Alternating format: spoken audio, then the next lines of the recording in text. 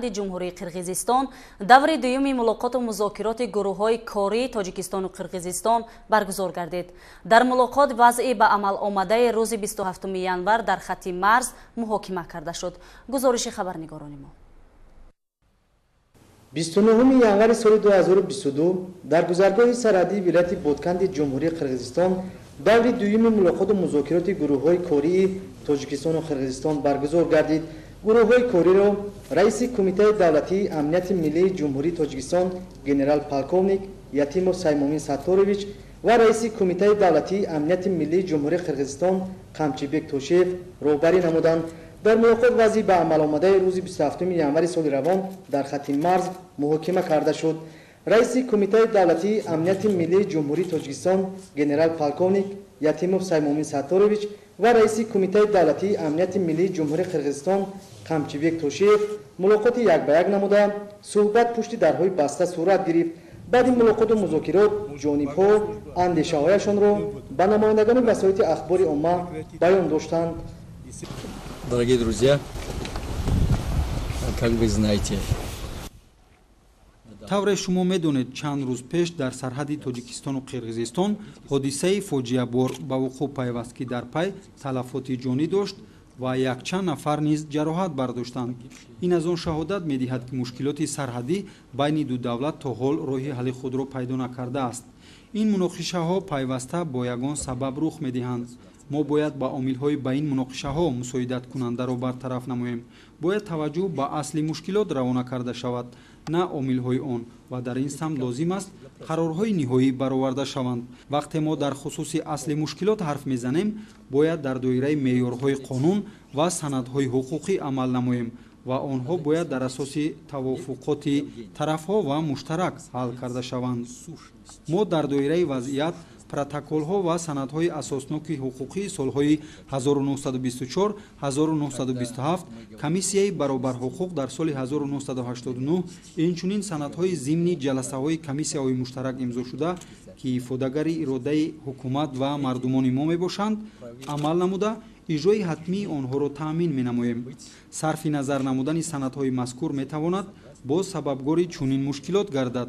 имрӯз музокироти ботафсили мо бо Қамчибек Тошиев, раиси кумитаи давлатии амнияти миллии ҷумҳурии Қирғизистон баргузор гардид. мо дар амал тамоми масъалаҳои муштаракро мавриди баррасӣ қарор додем. зимни музокирот ба мувофиқа расидем, ки танҳо ба санадҳои асосноки қаблӣ ва он санадҳое, ки дар ҷараёни фаъолияти комиссияҳои муштарак ба имзо расидаанд, такя намоем. ба мувофиқа расидем, ки талаботи санадҳо бояд ҳатман иҷро гардида бетаъхир амалӣ карда шаванд. аз ҷумла мо дар хусуси протоколи рақами 39 моҳи майи соли 2020 имзошуда, ки мисли дигар протоколҳо муҳим аст, ибрози назар намудем. мо ба мувофиқа расидем, ки расо баъди 8 рӯз ба иҷрои талаботи ин протокол оғоз намоем ва дар доираи талаботи бандҳои ин протокол амал намоем. ҷузъиётҳои ин протокол қаблан эълон шуда буд ва айни ҳол онро такрор намекунем.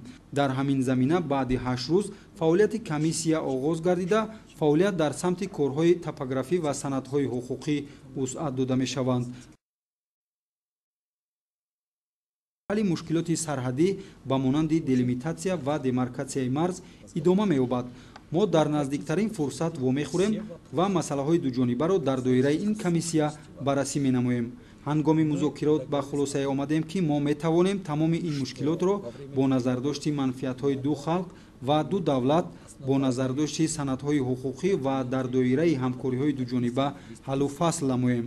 дар ин мулоқот мо ягон санади расмиро имзо накардем, вале бо баррасии масъалаҳои мавриди назар ва дастфишории якдигар ба хулосае расидем, ки дар асоси фаъолияти комиссия дар самти делимитатсия ва демаркатсияи марз мушкилоти мавҷударо ҳал намоем. ин масъалаҳо ифодагари иродаи мардумони ду давлат мебошанд. Эти вопросы будут непременно отражать интересы наших двух братских народов. Спасибо.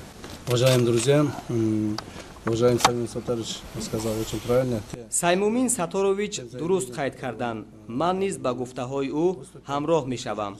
Тавре медонед 29 январ давоми 2 соат мо бо ҳам мулоқот кардем. Яке аз масъалаҳои муҳиме ки мо ба он дахл карда қарор додем, ин ба роҳ мондани фаъолияти комиссияи байниҳукуматӣ оид ба делимитасия ва демократияи сарҳади давлатӣ мебошад.